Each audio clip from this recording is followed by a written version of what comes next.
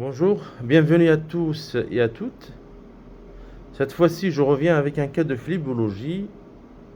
Donc, je partage un cas de phlébologie d'un sujet jeune de 25 ans qui a une varicose des varices des membres inférieurs, des varices symptomatiques. Donc, regardez les varices. Donc, au niveau de mollet.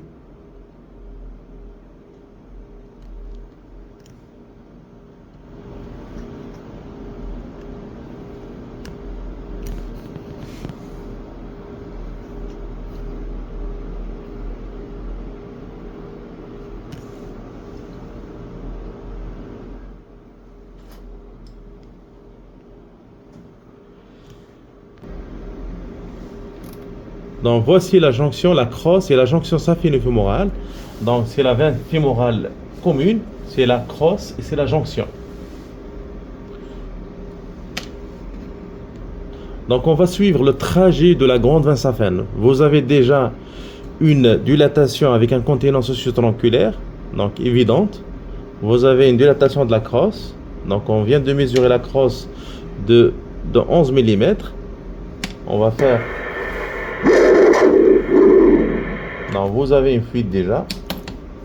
Donc, vous avez une incontinence ostiale de la valve terminale.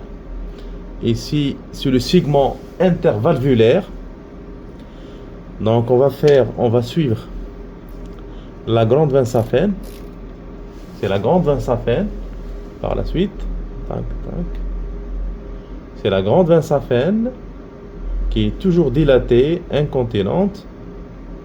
Voici la grande veine saphène. À l'état normal, la grande veine saphène se trouve dans nos compartiments saphènes, c'est-à-dire entre le fascia musculaire et le fascia superficiel sous-cutané, c'est-à-dire entre le fascia musculaire qui est proche du muscle, qui est en contact avec le réseau profond, veineux profond, et entre le fascia superficiel. Donc voici la fascia superficielle. Donc on revient. C'est le fascia musculaire qui est en contact avec le muscle, et vous avez le fascia superficiel qui est en contact avec la peau.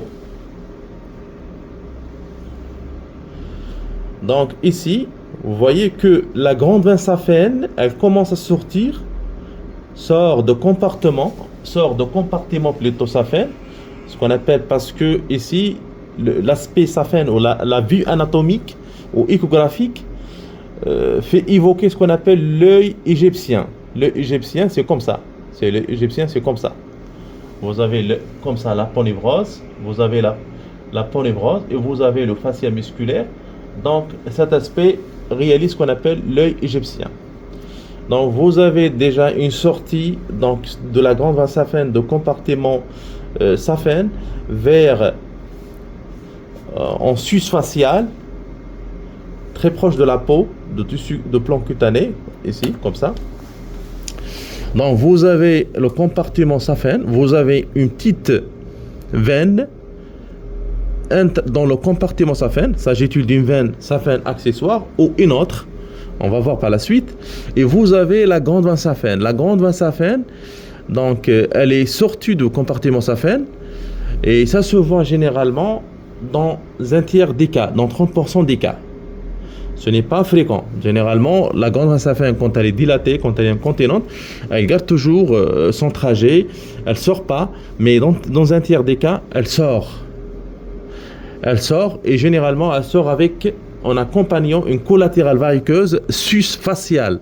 C'est le fascia superficiel et c'est le fascia profond et c'est le muscle.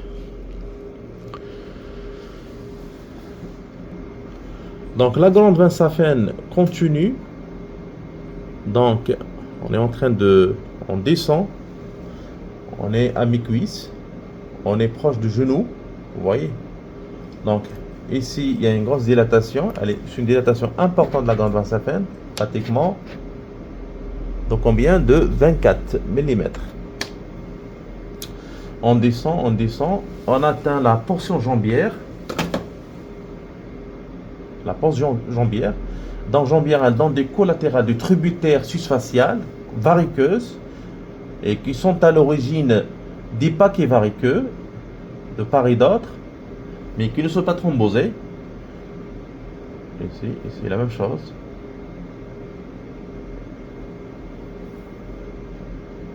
Donc, le traitement de ce genre de ce genre de variceuse, c'est quoi? C'est une indication de quoi? Une indication de stripping de la glande veine.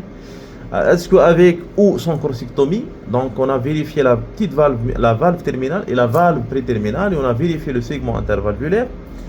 Vous savez que actuellement, en matière donc les visions anatomiques de la crosse et de du segment intervalvulaire et les branches et les tributaires de ce segment, pratiquement, ils ont changé le dogme standard de la corsectomie. Donc, pour certains, si on lève la crosse, il y a un risque de récidive. Récidive, généralement, d'une variceuse, une récidive ou apparition d'une nécrose ou apparition d'une variceuse pelvienne. Pour d'autres, non. Donc, on fait le stripping sans corsectomie. Et pratiquement, sur le gold standard actuellement, on préserve la crosse saphinienne ou la crosse, et on fait juste un nivelage de la glande veine saphienne dans sa portion tronculaire. Mais le message que je voudrais passer à travers cette présentation ou cette vidéo, c'est quoi? C'est l'aspect ou c'est la variante anatomique qu'on ne voit pas fréquemment. C'est vrai, ça voit dans un tiers des cas, en 30%, mais généralement, sur le plan pratique, on ne voit pas fréquemment ce genre de glande veine saphienne.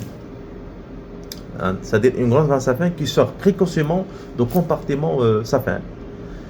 Et merci pour l'écoute et pour l'attention. Donc, à la prochaine, Inch'Allah.